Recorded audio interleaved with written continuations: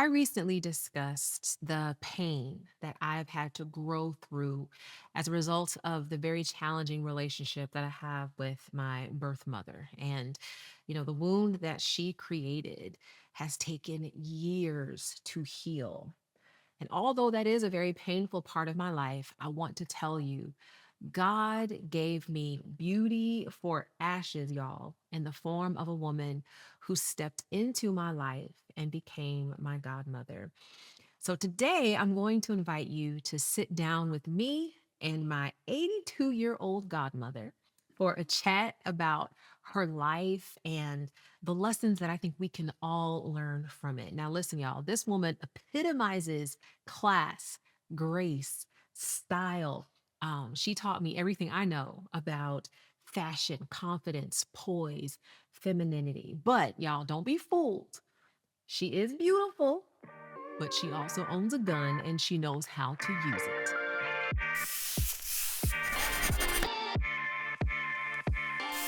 Hey, y'all, welcome to my show. I am so excited about today's episode because I'm honored to get to have my very first guest join me, and that is my godmother, the beautiful Mrs. Carrie Johnson Parker Warren. You're so kind, Mama. I love you. I love you. You're so kind to me, but I'm so thank glad you. you're here. Listen, I told you earlier, I went ahead and had to wear a dress to show off my shoulders because one of the things that she taught me was that this is, you say this is the last thing to go. Tell them how you explained it to me why you got to show your shoulders. Everything else will drop and fall and get a little wrinkled, but your shoulders will be the last thing to go. So I'll start at the end. No, no. And I can't show too much now. The only thing I feel comfortable showing will be my shoulders. Oh, Lord have mercy. Well, let me tell y'all. So, we're going to get into our relationship, how we met, and all that. But I wanted to actually talk about something we were talking about before this, which was you recently got hacked. Your email got hacked. And I remember I got an email and it looked like your email address, but the email said something like, "Hey, do you shop on Amazon?" And when I saw it, I was like, this is not Carrie. Like, I just knew it wasn't Carrie. But apparently, there were some people who fell for it. Can you kind of share what happened? Because to know you, you would know this is not Carrie. Well, first of all, I had about 25 people either email me, message me, call me, Uh-huh. and tell me no, said didn't sound like you, Carrie. So I just deleted it. Somebody else said didn't sound like them, but I went to the tennis court the next day, and one of my tennis players told me, he said, Carrie, I truly did want to help you. I said, help me? Help the bear. Don't help me. Help the bear. Do not help me. I had nothing to do with Amazon. I shop from Amazon, Yeah. but through another friend. And it was just a nightmare. Everything happened to my phone and my life in one day. And it sounds like what the people did is they impersonated you and said that you were selling gift cards, $200. $200 gift card. And as a matter of fact, I did have one good friend send me $200 to buy the gift card. But I told her, she told me about it after she had sent it. So I said, get off the phone right now and go and try to cancel that. Which she was lucky enough, and she did cancel that. But Yeah. it was devastating, and it was quite funny. Because to know you, like, you're not selling gift cards. I don't okay? sell anything. No, you don't sell a ticket. I give it away. Listen, if you're inviting us to an event that you're hosting, you buy the table Yeah, I and we do. just show up. You don't sell tickets. So now you're out here selling gift cards. Selling gift cards. No, man. Well, there are some people that sit home all day and think all these things to do to us old folks. Anyway, you are the least of the old folk. So we're gonna get into your life and your upbringing, but I think before we do that, I'd love to talk about the beginning of our relationship because I Mm-hmm. was thinking about, um, I mean, you've been in my life now, I feel like more than 15 years. Mm-hmm. But I remember when I first met you, so I was 27, 28 maybe, and I had just gotten appointed to a board in the community. And I was really young, and I walked into this board meeting, and there were all these influential women in the community on this board. And so I was honored to just be on the board. And I remember when I walked in the board room, everyone was dressed so nice, but you stood out. Like you had on this beautiful St. John knit like suit. You had on your high heels, the red bottom. I mean, you were just a vision. And I remember being like, she is gorgeous. And then when you talked, it was like this presence that you had, Oh this no, you are so confidence. No, kind. you did. And I remember thinking then, I was like, I've got to get to know her. I was like, I've got to get to know her because I didn't have a relationship with my mom, and Mm-hmm. I didn't have a mentor. I didn't have any of that. But in you, I just saw a woman that I wanted to aspire to be like. And so I was just in awe of you. Thank you, Nona. I appreciate those. It's true. It's It's sometimes true. it's kind of difficult for us to accept all these Oh accolades, gosh. but No. you're kind. But I do appreciate it. It's true. It's Makes true. me wanna do something else. Yeah, Well, I'd love for you to share your earliest memory of me and Oh, just what you thought. Yeah. okay. Well, really, your reputation preceded you, Hmm. Nona. I knew about you. I knew about. I think that was about the time when you had gotten this job at Right. That's GRU. right. That's right. Around that time, Yeah. and the person who had the job before you was really respected and recognized in the community as a leader. But I did hear about you to begin with, and people always tell you good things, but some of them have to throw in Of course. Of a course. teeny little Of course. negative. Yeah. But anyway, I understand that there were, when you were contemplating Hmm. applying for this job, that somebody told you, oh, don't apply for that, Hmm. Nona, because it's not your time. Exactly. But who can tell us whose time and when the time Hmm. is other than God? And that we listen to Him. Hmm. And I'm sure you got your message from Him to go for Yes. that job, and you got the job. But I knew Hmm. you then, and I had heard all the good things about you, you know, how beautiful you were and how talented you were. And as the other folk would say, well spoken. You speak so well. But anyway, I wanted to get to know you too, because Hmm. a lot of times people say that, you know, the impact that you have on their lives, but they don't know the impact that they have on your life. Hmm. And I really wanted to get to know you too, as much, probably more so than you wanted to get to meet Oh me. no. But when I did see you, I said, oh, this is somebody that if I were to start a new world would be there with me. Oh. Listen, And I I would think love to be in your new and world. I think I've told you that before, that if I had a new world to start, you'd have be there would be a check and you Oh. would be with me.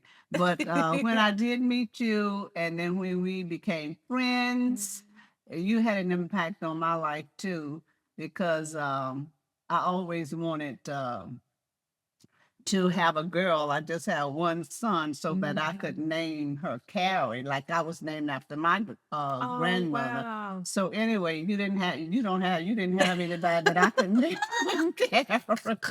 And then I had two boys, You so had two yeah. boys, so that didn't work. But anyway, you had an impact on. You still do. Like I tell you all the time, I'm trying to be like you now. Listen, I am inching my way to your love affair. I love it. I love it. Well, I'd love to just talk about your upbringing. Take us back to your childhood. Like where were you born? Tell us about your family. Okay, I was born in Ocala, Florida, and I Mhm. am number two. Mhm. There were, to begin with, there were three girls. I do have, there were five girls Mhm. and one boy. and we were all born right there in Ocala.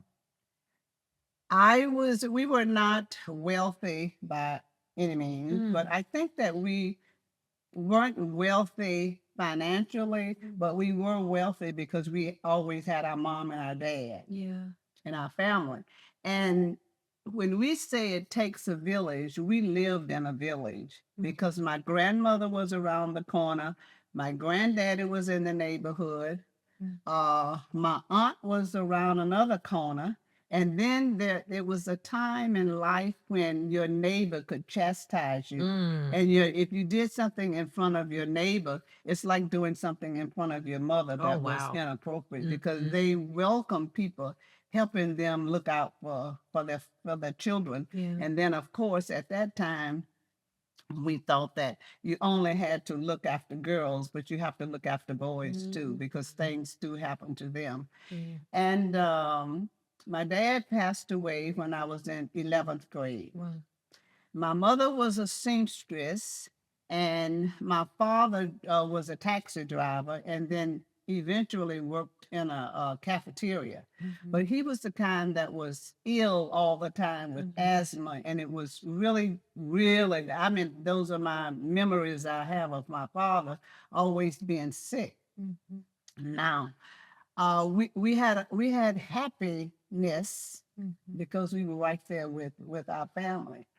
And my mother, I mean, in the neighborhood, everybody knew us in the neighborhood, especially they knew the Johnson girls because there were three girls to start with. And I can remember growing up and during Easter time, my mother would make us dresses and embroider butterflies and all things on our dresses. And all the neighbors would sit out on the porch and wait for the Johnson girls to come by so that they could see what Mama had. So that's where your fashion That's where the came fashion. from. That's Oh, where the okay. fashion came from. Okay. Yes. So we never owned a home when we were growing up. My aunt did, who was my father's only sister, and she was their mother passed away early, so she was sort of like his mother because she took care of him. She had a home and she never had children. She was married 3 times, never had Wow. children. Wow. So we were her children, and what my mom and dad couldn't do for us, she always did because she was a teacher and she had a little more money at that time than anybody else. And like I said, we rented.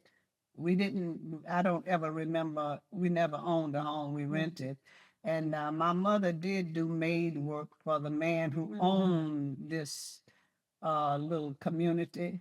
He came every Sunday morning, and I remember this like it was yesterday.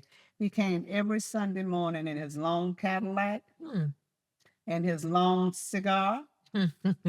Even though my mother did maid work for them, the rent was $7 a week on the house. Wow. And if you didn't have the $7, he got out of his long Cadillac and put a put a for rent sign on. So everybody in the neighborhood knew who didn't have that rent that week. Oh, wow. But as soon as he drove around the corner, we took it down.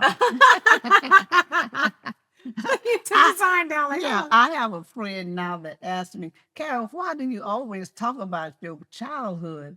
I say, well, because I'm proud of where I came from. It helps me to appreciate what I have now, appreciate life, and appreciate all of the things that you have done. Yeah. This is where most of the people, most of the children in my neighborhood were doing as badly or doing we were equal to how we lived.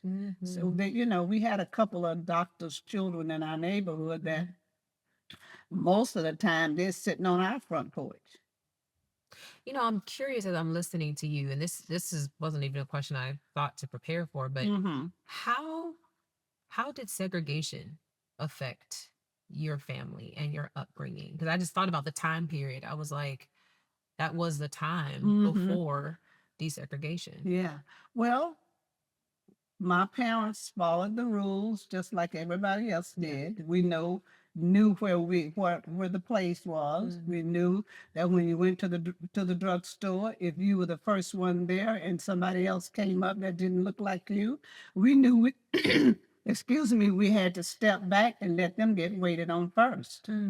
And so we knew what we had to do. And of course, um, I can remember one story. I don't know if I told you this before, Nona, that when I went to get my driver's license, there was a girl there who didn't look like me, and she was saying yes and no. And my mother went with me. And the examiner, who was a highway patrolman, told me to put a yes onto my, I put a sir onto my yes, and I didn't.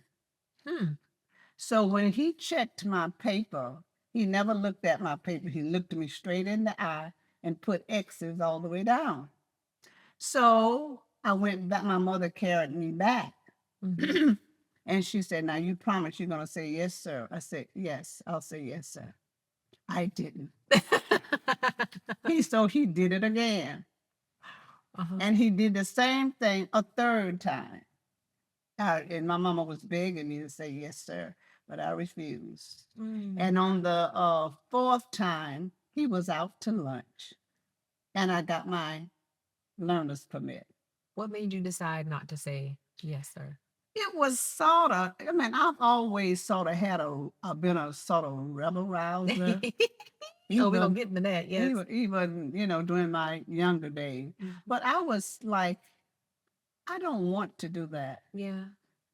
I don't want to do that. I want you to degrade me. So I never did. And that was, when I got to high school, when I got my learner's permit.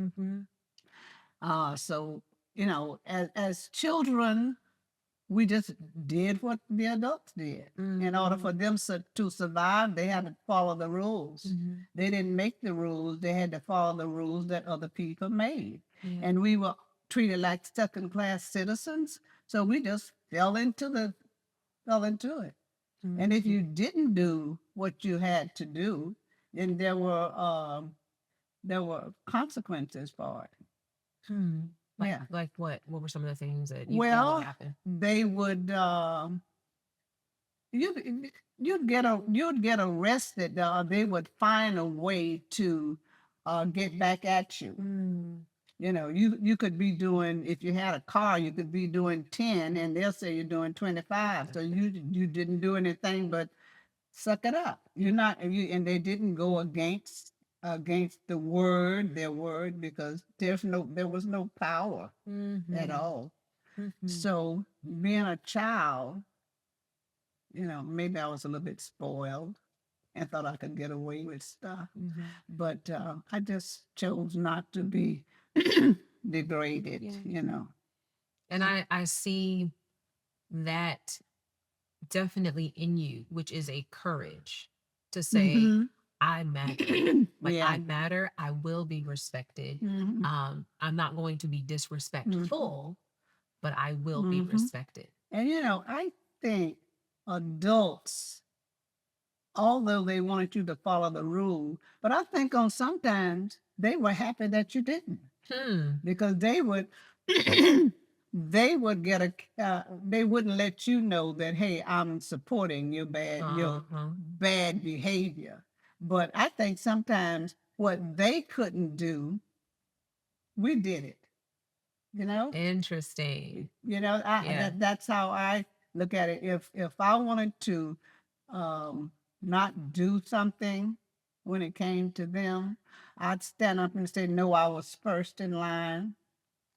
And they have their way.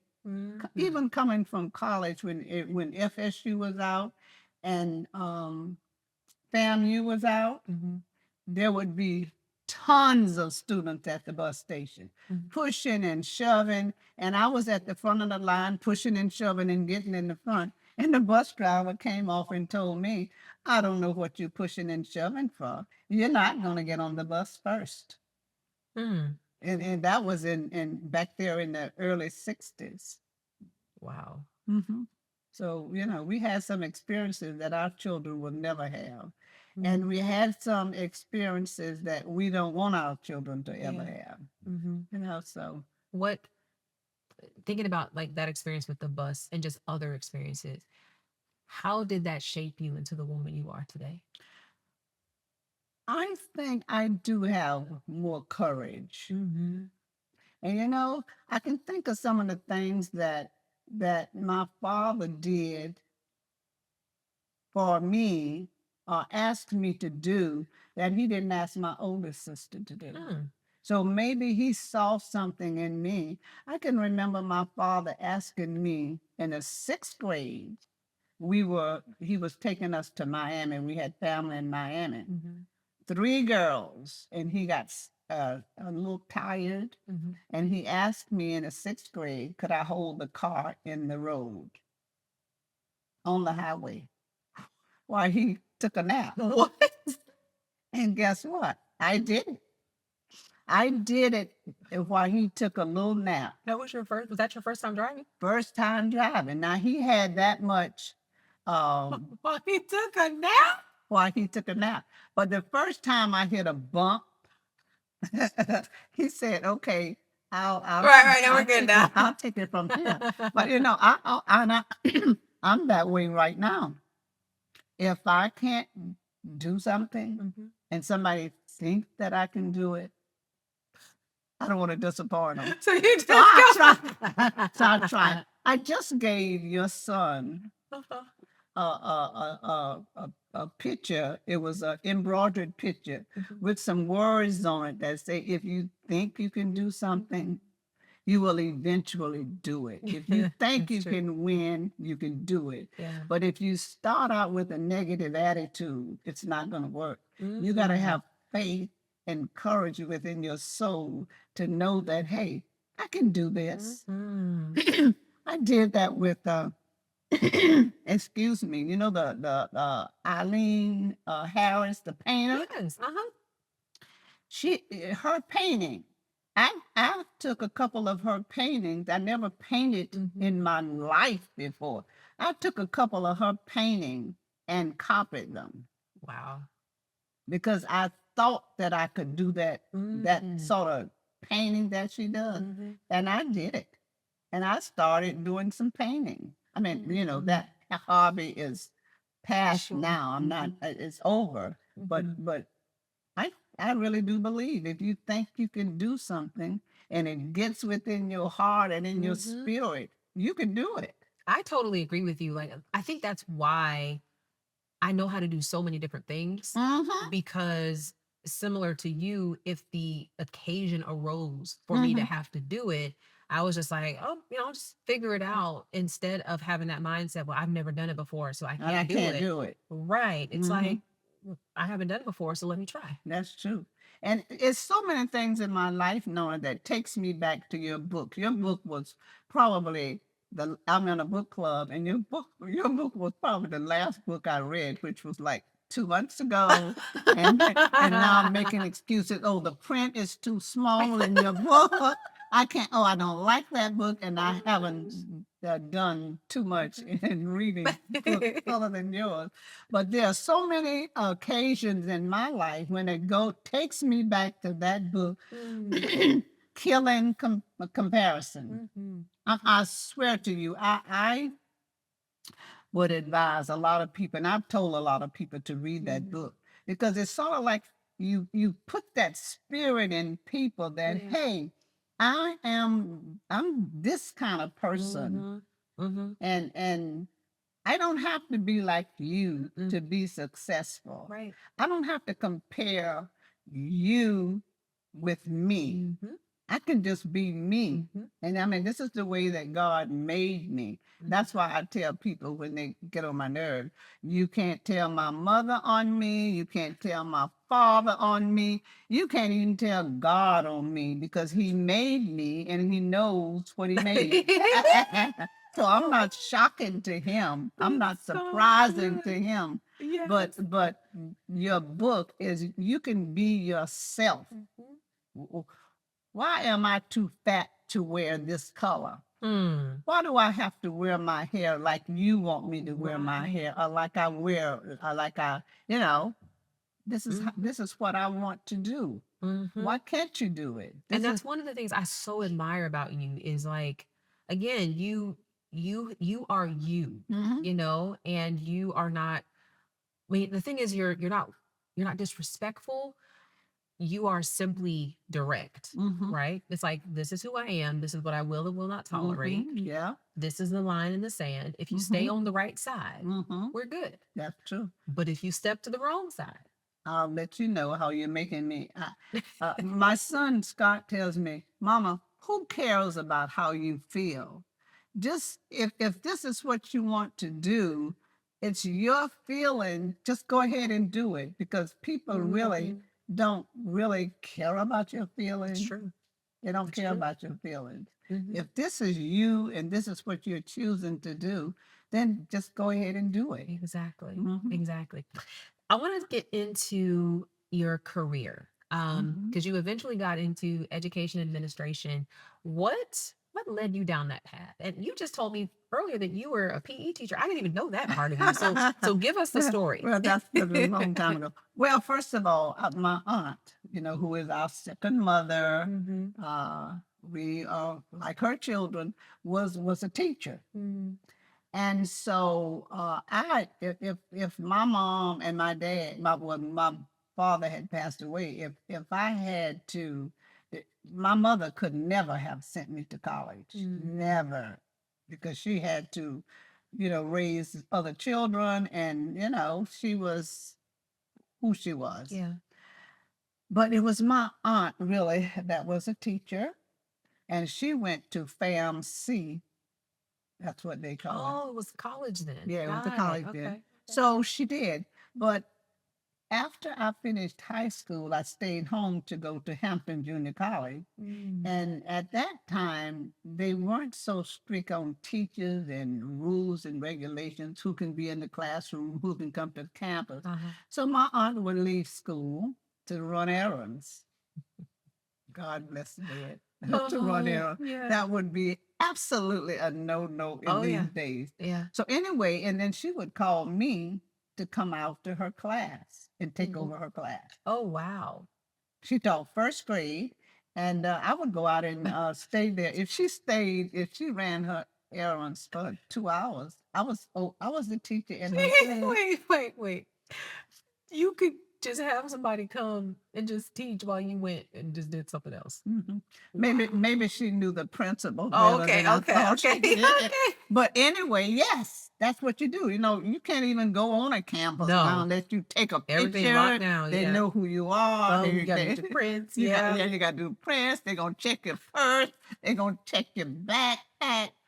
But when she was teaching, hey, and I would she'd tell me what I had to do. Mhm. Write the news. Today is Tuesday, Uh-huh. February, whatever. I'd write that on the board. Hmm. And I learned to write like a first grade teacher on the board. You know how they had to, all of the letters, they had two lines and they had a dotted line, and Yeah. so Uh-huh. many things had to touch the Yeah. dotted line, and Uh-huh. so many things went above the line. And I mean, that's how I learned to print in a very By nice stepping way. in By as a stepping just in, random.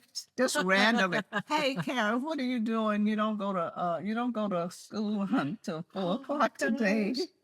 Come in. I gotta go somewhere. Oh But my God. that was back in the day. No. Yeah. We can't do that now. Oh no, you'd Oh be Lord. arrested. She'd lose her Right. job and Right. everything. So to make a long story short, is because of her influence. And Mhm. if she's sending me to junior college, and after junior college, she sent me to Florida A&M, and she, Mm. say whoever's coming next when Carrie finishes, then I'll send you. You go to Mhm. junior college like she did, and then you can go to FAMU. Okay. But she gave all of my sisters something. She gave Okay. us all something Hmm. big. Another sister went to college, another one went part of the time. And then my oldest sister got married at about 18, so she gave her this big elaborate wedding, so that was hers. But anyway, she was very, very nice to us, and as a result of when I say I'm going to major in PE, that was a no too. But Yeah. that's what I wanted to do, so that's what I did because it didn't sound like it was something she wanted me to do.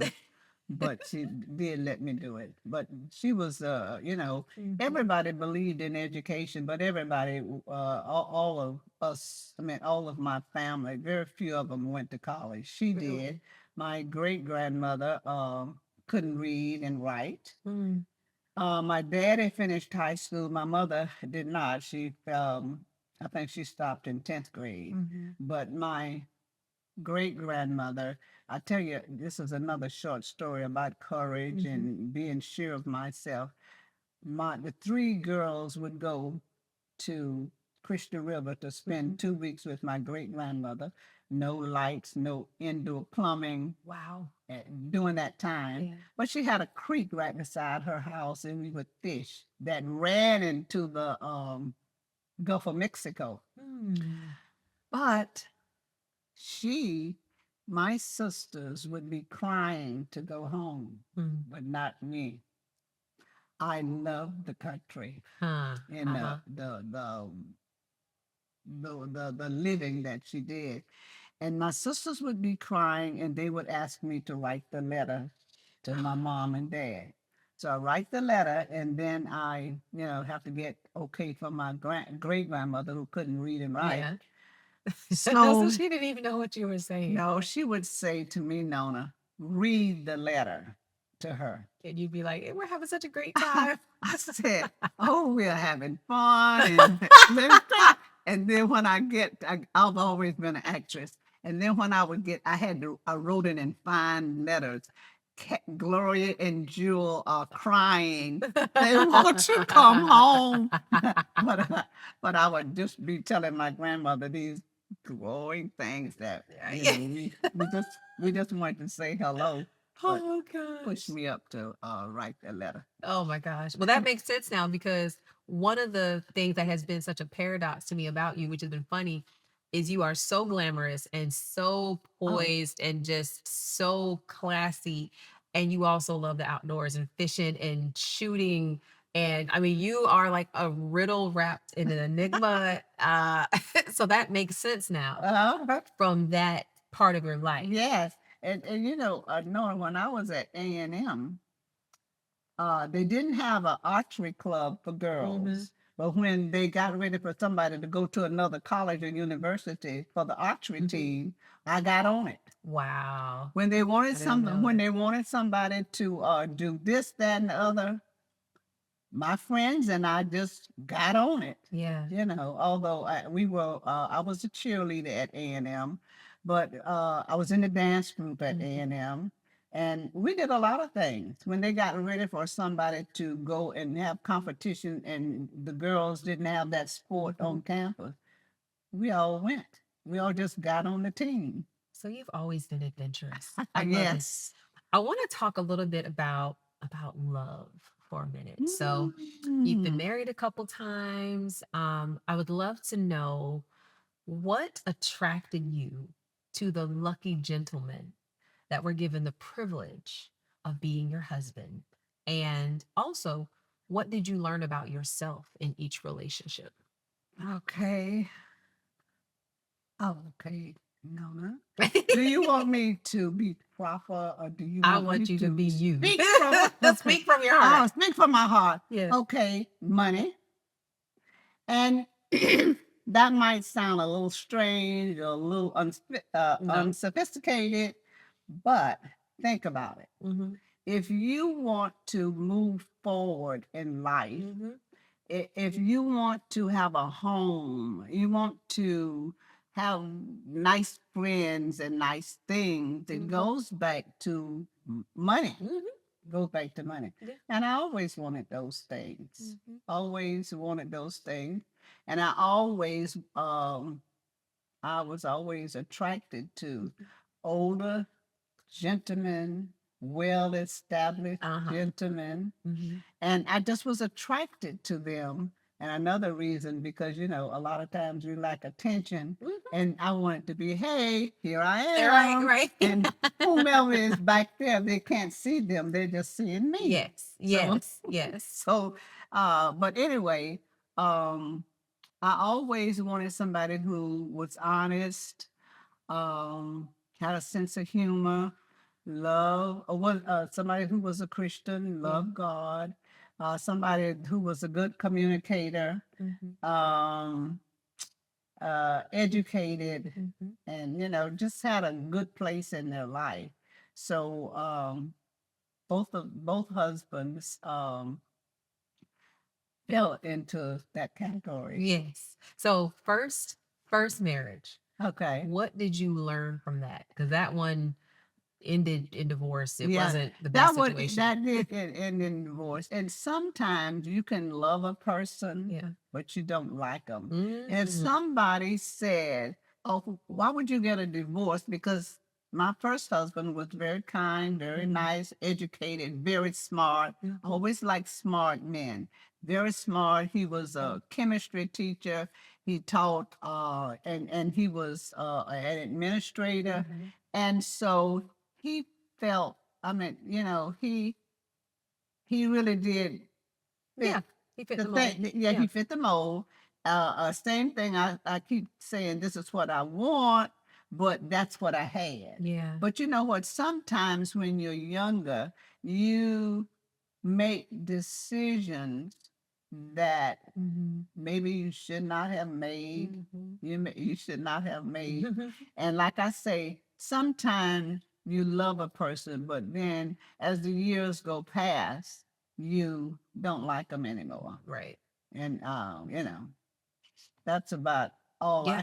I can say is don't make quick decisions when it comes to the rest of your life. You got to think about it and make sure that it can't be fixed before you just Yeah. give up on it.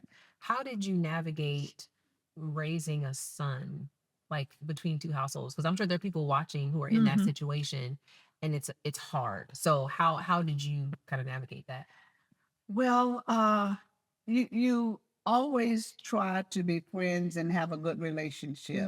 I mean, you work at it, work at being friends, and that was the time when I got a divorce, if I remember correctly, when my son was in college. So it was So he was already out of the house. he was already out of the house. Yeah. So it was it's better to have two people raise children, Sure. but with him out of the house already, then you just have to, this is what happened and it's nobody's fault. You Yeah. just, something happens and you no longer want to be married. Now, an interesting twist. Aren't you currently like your ex's caretaker or something? Like what is Well, happening with that now? yes. Now we haven't always been friends. I I'm must sure. admit that. Yeah. But now my ex-husband is 95, and he has some health issues. And Scott works in California, around the world, Atlanta, New York. But when I mean, he has sold his place in L.A. So now he is at home, but he does go away and stay a week to 2 weeks. And when he's not in town, I am to, and my ex-husband and I are friends now. As we get older, we have become better friends. Yeah. Any hope for rekindling? No, there's no. You know what? what? I had to throw that in there. But you know what, Nona, he's a very nice man, and I don't mind doing this for him because we were married for 25 years, and we have a lovely Wow, 25 years. 25 years, and we have a lovely son. So I have no problem with making touching base with him every day, visiting him every other day because I play tennis and I can leave tennis and go and make sure he has what he needs. And my son depends on me, and I want to do that because I know it's the right thing to do. Sure. And we only have one son, and most of his family members have passed away. Yeah. So I do it, and I don't mind doing it because we are friends. Yeah. And then plus he's the father of my son, and Yeah. I would do it anyway. Yeah. But sometimes he does remind me why. Sometimes you're like, oh, that's why. That's why. Yeah. Oh yeah, you live here and I live over there. And That's and sometimes my ex-husband, if I pass, go by him and I have on my tennis, just leaving tennis court, sometimes he'll say, look at me like, what are you doing in that? I mean, and he has said it too, but I say, I'll talk with you later. Right, I'm right, going right, home. right. I'm going to my home. Yeah, I'm going to my um I want to talk about second marriage and Okay. insights you learned from that, because I remember, so he passed away sadly, and I remember that whole situation was just so toxic. Yeah. It was very toxic. And if there are any ladies in the audience that have a second marriage or first marriage, that the gentleman has grown children. Now, my second husband, Atkins' son was a few years younger than me. So he had grown children. And his daughter asked me, one of his daughters asked me, do you consider us your stepchildren? I say, well, I just consider you Atkins' children. You almost old as I am. Right, right. We're in this together. Yeah. But there, I could really have a true long conversation with somebody who marries and they have children. Yeah. That is another equation. Yeah. I mean, it is the most devastating time in my life was when he passed away. Yeah. It's when he Yeah, I passed know. away. Because if you have grown children, it doesn't matter if it was 7 years married to him before he passed away. If you have grown children, I don't care how long you stayed with that man and how good you were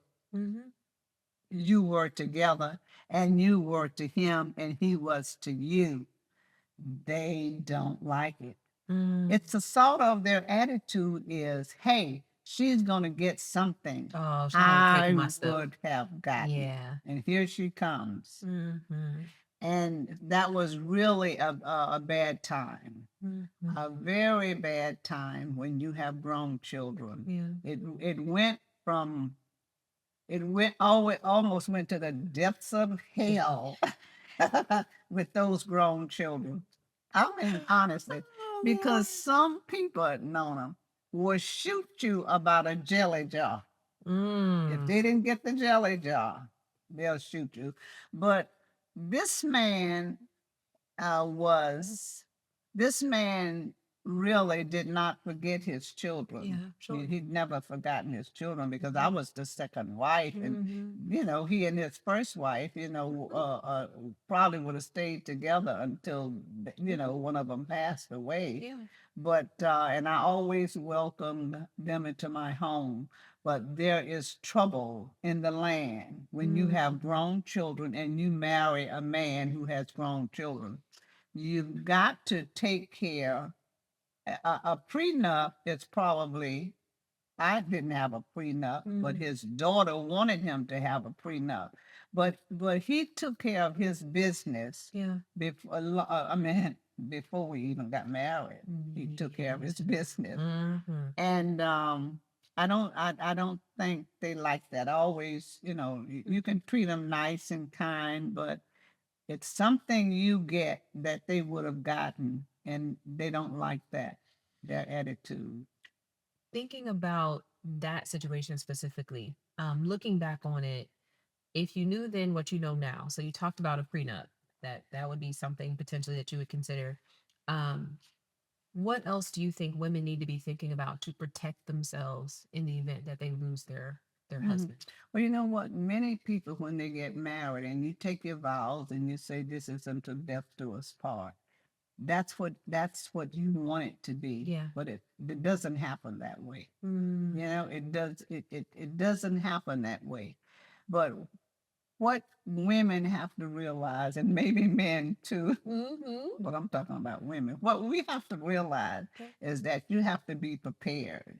You really, truly have to be prepared. And have you heard your mom would say, you have to prepare for war during peacetime. Yeah. Because when this happened and those children have a certain attitude, you have to be prepared. Yeah. Because some women can be out there, all alone and they didn't take care of it. They thought it's going to last forever. Yep. They thought this man is going to live forever. And it's not, doesn't have to happen that way. Yeah. But I think that you have to be prepared to protect yourself. You have to be prepared to protect yourself because this was a bad situation with me. Yeah. A very bad situation. Yeah. I had I had to pay 3 lawyers. I had to pay 3 lawyers. You didn't even get to grieve really Mm-mm, because it was mm-mm. so much There going was on. so much going on. So I just tell ladies to be prepared, really be prepared. Yeah. And you have to look out for yourself. You have to protect your heart, protect your life. Yes, just be prepared. I want to switch gears a little bit and talk about your style. Okay. How would you describe your style and where did you like take your inspiration from? Because Okay. you have always been Oh, impeccable Nona, you're with kind. style. You are so kind. Impeccable. Well, I tell you what. Now, I had my mother was a dresser and a seamstress. Mhm. There was my grandmother that never went to church without a hat unless she was singing in the choir. And she wore one then, but she had to take it off. So my grandmother, and they had different styles. And then when it came to my aunt, she was a little more sophisticated and a little more matron lay. And sometimes I like to dress like that. Sometimes there's nothing like a wonderful skirt and a long sleeve blouse with a bow tie in the front and a pair of wonderful pumps on. A lot of people don't like pumps, but there you cannot get away with not having a good pair of pumps. Okay, I have to say something you told me once What's is that? you said, Nona, if I ever get to the place where I'm in a wheelchair, make sure I have my heels on. Oh yeah, yes. I did. When I came over here today, I said, "Oh, I don't want to go in this dusty closet because of the work I'm having done." I said, "I'm just gonna wear a pair of tennis shoes and tell no one not to show my feet." But I love wearing. Love wearing high heel shoes. I love my pumps. There's nothing like a pair of looking like a sophisticated lady with a pair of pumps on. I mean, I like my toes out too. But when the rubber meets the road, a good pair of pumps might do. So anyway, I got my style from my mother and the ladies in my family, different styles. But then there was a lady in my neighborhood that I can't forget about. Her name was Miss McDuffie. And every time I saw Miss McDuffie, she had on blood red lipstick, blood red toenail polish, a pair of high heel sandals with her toes showing, a white blouse off of her shoulders, Okay. and a black skirt with a slit in it, Okay. and a young man. I'll never forget Mrs. McDuffie. That was and my mother. I have a family portrait of my mother, and she's dressed that same way. But she had on a long sleeve blouse, and it was wasn't off of her shoulder. But I remember Miss McDuffie with having that outfit on. And sometimes I like to dress like Miss McDuffie. But there are times when I want to be a little more sophisticated, a little more dressed. That I do change and put on those little suits. You always have the perfect Every time I see you, I literally am just like amazed. You just have the perfect ensemble for every Oh, occasion. thank you, You Nona. do. Well, I did inherit my husband's closet. So instead of having one walk-in All closet, right. I have two. And we have to fill up the closet. Like we can't have a bare closet, of course.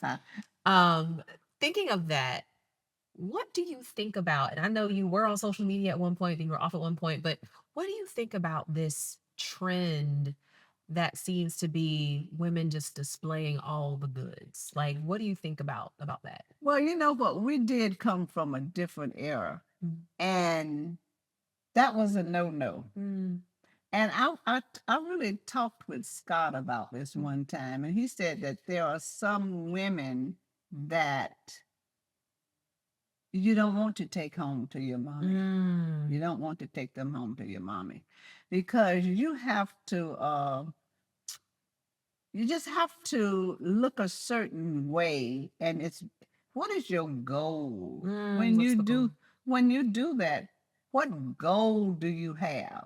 What are you trying to do, or what are you trying to say? Because if you are a sophisticated lady and you dress appropriately, which is your definition of appropriately, and you just know that there are certain things that ladies just don't do. Ladies don't go out and, I mean, there's a subject that they don't want to approach, and that's sex. And we know that that's part of loving. Sure. But what are you trying to do? Because somebody told me once, oh, Carrie, you like to be seen. I said, that is absolutely not me. That is not me. If you are well spoken, well dressed appropriately, all you have to do is walk in a room and they see you. That's all you have to do.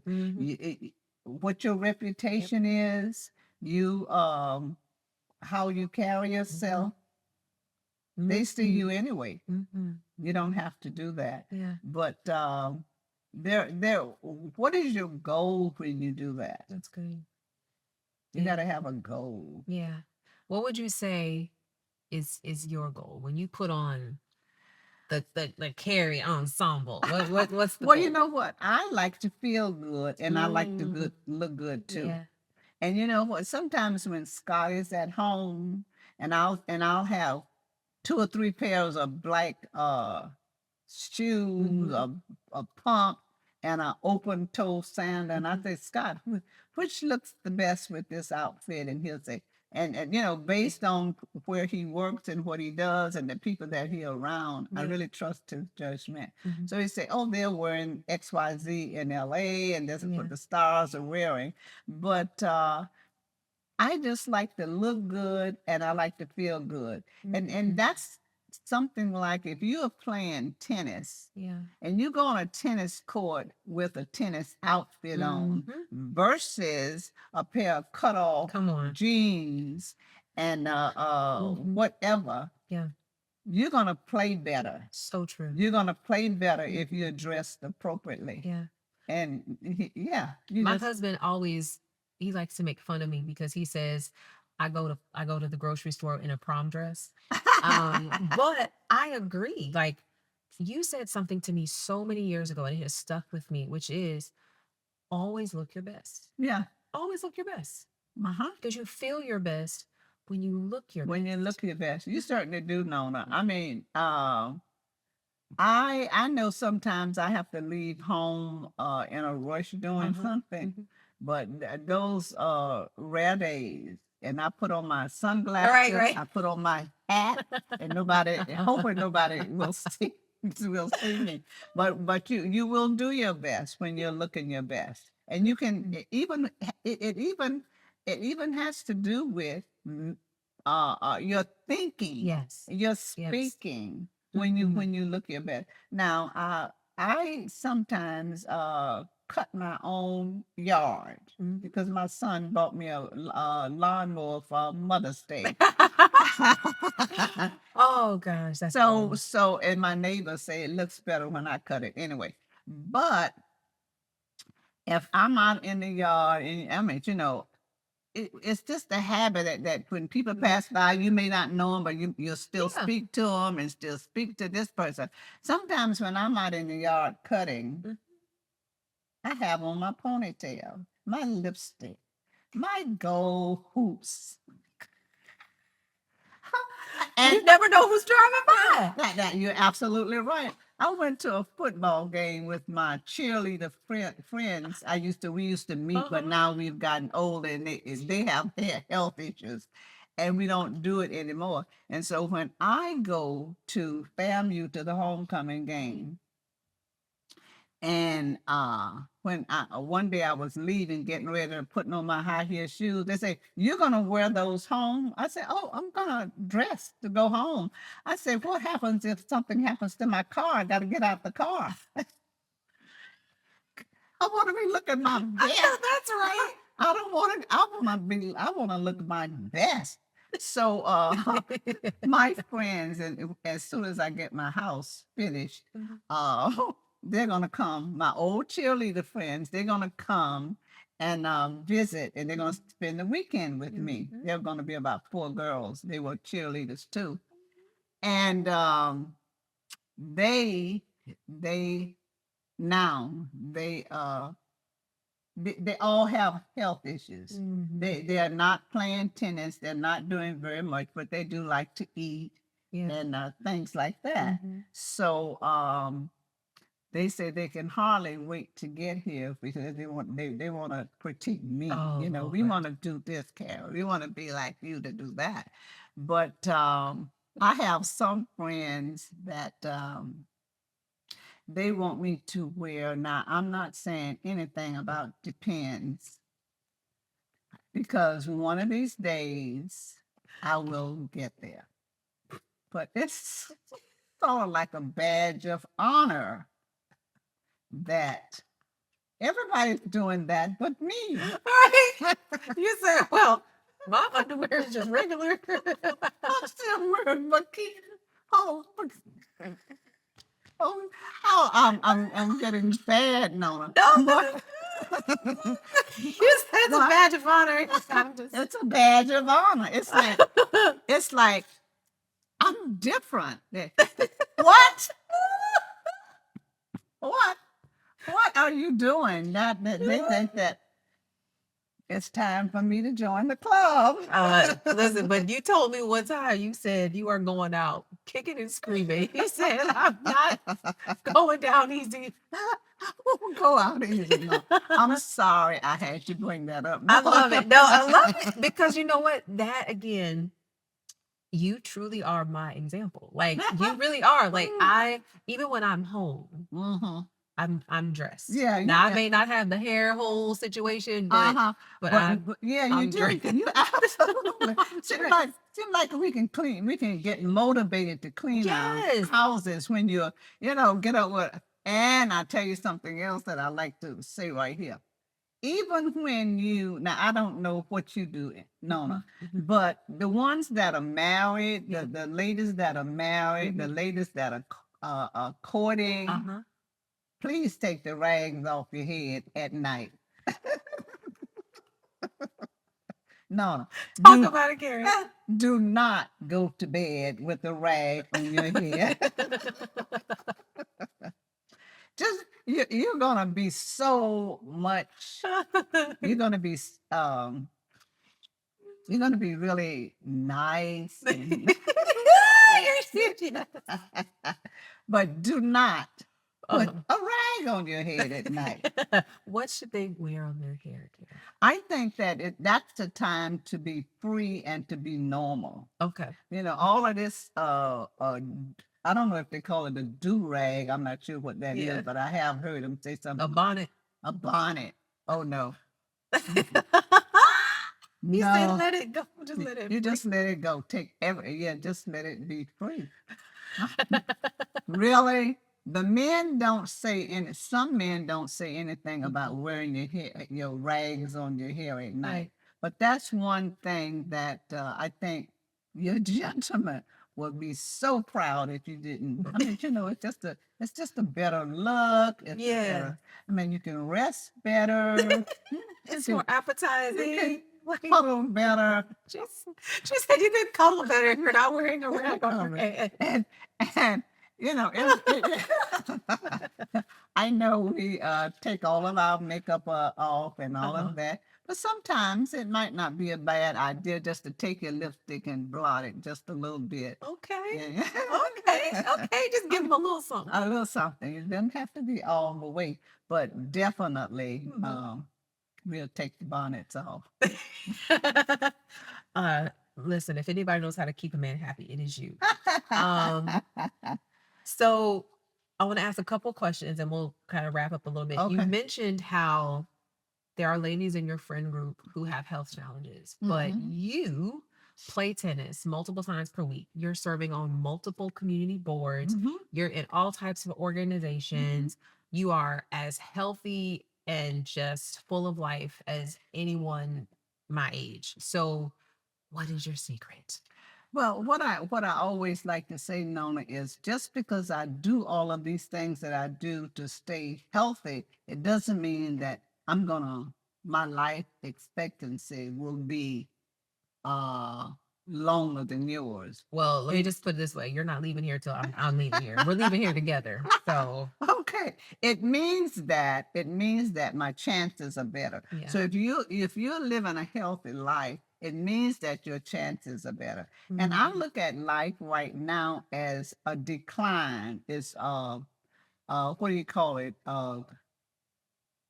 I am declining. I am preparing for something. I'm preparing.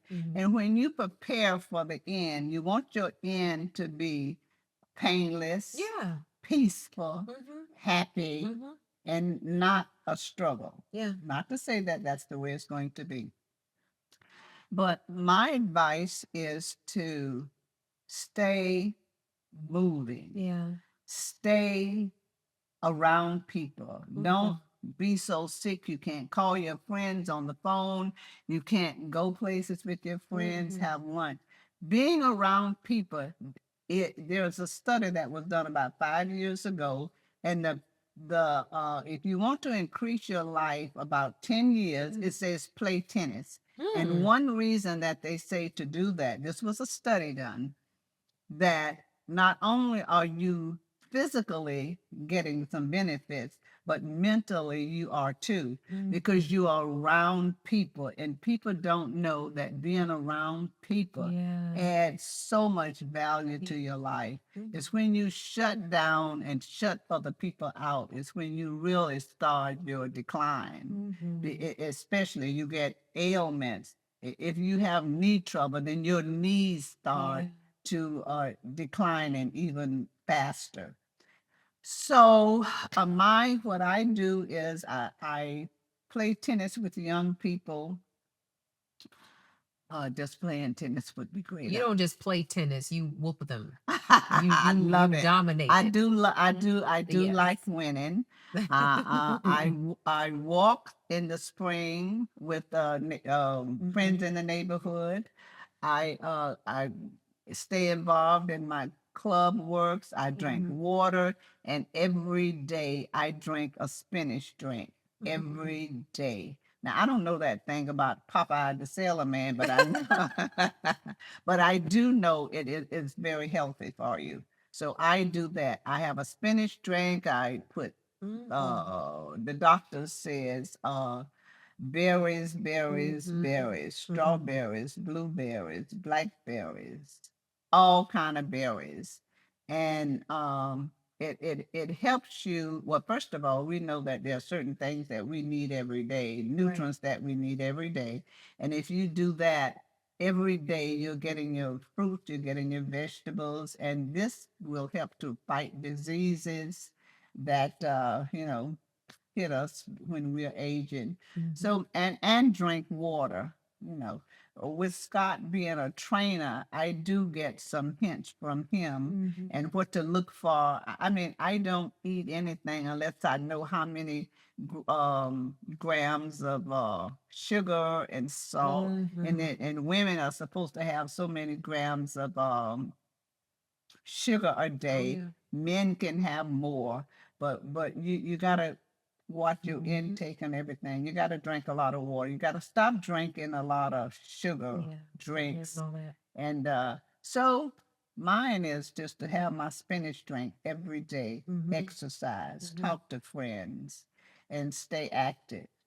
I know that the people at my house are wondering, does this lady live at this house? Because I say, I'm gone. But I love it. You stay on the move and you stay, you just, you're, again, you're full of life. You're full of life. I want to ask you this last question. Okay. You mentioned it just now, and I don't even want to think about it, but you mentioned time wrapping up and winding down. And like I said, you're gonna be here at least another 50 years. Hopefully. At least another 50 years. So that's what I'm banking on for me. What do you want your legacy to be? Well, that is a good question, Nona, and you really have to stop and think about it. I want it to be that I've been a role model for people. I want it to be that I help people. I want my family to cry real hard. No, I don't. Yes. Yes. Yes. And then I really want I want to let people know what my journey has been so maybe their journey can be better. Maybe their journey can be better in helping people and being a role model. And sometimes I wonder why would Nona want me to be her godmother? Oh, I didn't know she's it's sort of like, why? What have I given? I mean, what do I have to offer? I'm just a poor little country girl. Please. A poor Please, little, please. a poor little country girl. And I want also to be remembered as a person who was honest. I don't want to say speak my mind, but I do want people to know that I really work at being honest, and nobody's perfect. And I've made many mistakes in my life, but then the mistakes that you make, hopefully you learn some things from it and you can work at not making those mistakes again. But yeah, just a helper. I've been a helper, and I came from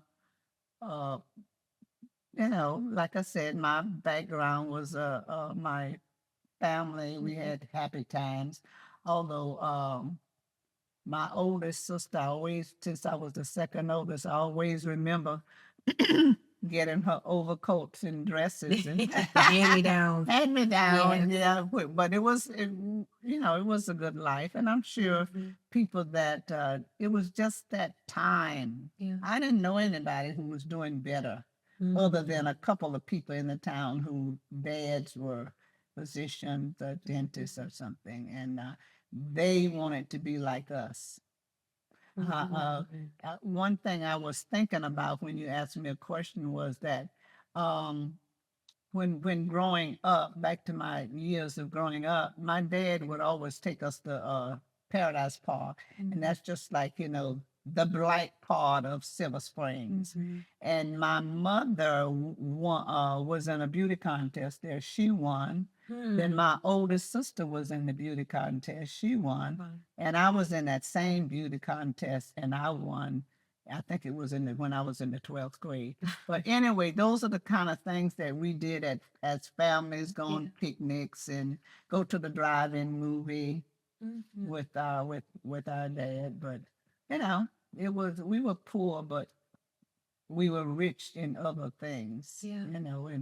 And it's really sad when other people, it's never too late to bring happiness into your life because you meet other people that make you happy. Yeah. Even if your childhood wasn't like my childhood, if you had somebody that didn't I often think about people when they talk about their childhood Hmm. and how sad it is when they didn't have people to say I love you and to kiss you and to hug you and to protect you. Yeah. It is a sad situation, but you can work at trying to do better, and wasn't your fault or my fault, whatever happened to us, but we can, you have to keep praying about it and not Hmm. leave God out of it. And Hmm. He will eventually take care of whatever the problem is Yeah.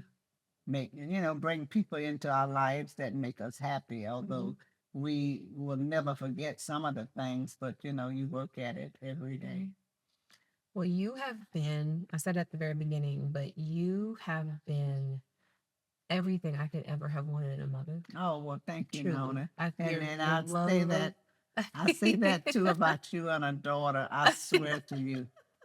Yes. You've just been so encouraging, and just again what you have taught me, not only what you've said but just the example that Mm-hmm. you live. I think your legacy for me is to have the highest standard possible, Mm-hmm. have the highest standard, Yeah. not even just in the physical, have the highest standard in how I show up and do my work, Mm-hmm. have the highest standard in terms of right and wrong, Mm-hmm. being willing to stand when Mm-hmm. something is not right. Yes. Stand and make your voice be known. Yes. You know, Yes. That is uh, so true. I have learned that from you, and I just thank you for taking me on. I thank you for I thank you, Nona, for letting me love you. I thank Tim all the time for sharing you with me and with And others. keeping my boys. And Lord have mercy, bless you, bless well, you. no trouble at all. No trouble. No, you whipped them right into shape. But they said, when is Miss Carrie gonna come watch us again? So you. Well, I had fun with them too. I had fun, but I'm very happy that I have some other young ladies that have Mhm. in my life. That everybody's got something special to offer other people in their lives. Yeah. Yeah, Because you're but such a giver. Like, I am well, one of many, but I consider myself to be the best. I yeah. don't care. I am the best of the group. And you make me believe that too. So I Yeah. love it. I love it. Yeah, I love it Oh too, gosh. Nona. But it's a journey. It's a Yeah. journey. We still have a long way to go, Oh and yeah. but we make the most of what God has given us, and Yeah. be thankful for that. Well, Really, I appreciate you for making the time to sit down with me I and have love this it. conversation. There are so many people who I'm sure have been blessed Mm, by our well, I conversation. hope so. And I'm just grateful for who you are. Oh, So thank thank you. you, thank you. I love you I too, love you. Nona. Yay! I give you a long, long hug.